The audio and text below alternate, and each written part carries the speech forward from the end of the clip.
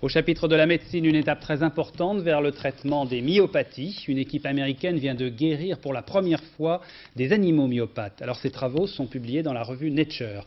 Alors bien sûr, on est encore très loin de l'application à l'homme, mais l'échéance se rapproche un peu plus chaque jour. Jean-Daniel Flézaquier.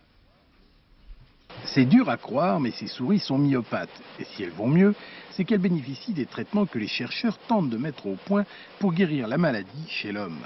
En effet, pour qu'un muscle fonctionne normalement, il faut qu'il possède une substance que l'on appelle la dystrophine. Voilà sous un microscope à quoi ressemble le muscle normal, et voilà où se trouve la dystrophine.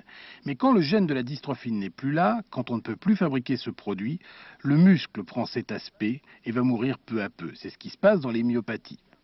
Une équipe américaine vient de marquer un point essentiel dans la recherche contre les myopathies.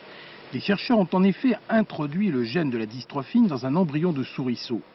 Toutes les petites souris nées après cette manipulation sont normales, en quelque sorte guéries de la myopathie.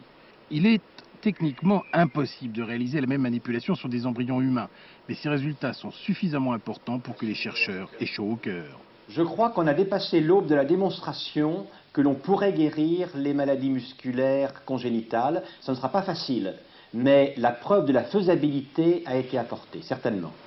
Chez l'homme, on utilisera une méthode différente. On introduira le gène de la dystrophine dans un virus rendu inoffensif et l'ensemble, virus plus gène, sera injecté soit directement dans les muscles malades, soit peut-être par voie sanguine afin que tout cela se dissémine dans tout l'organisme.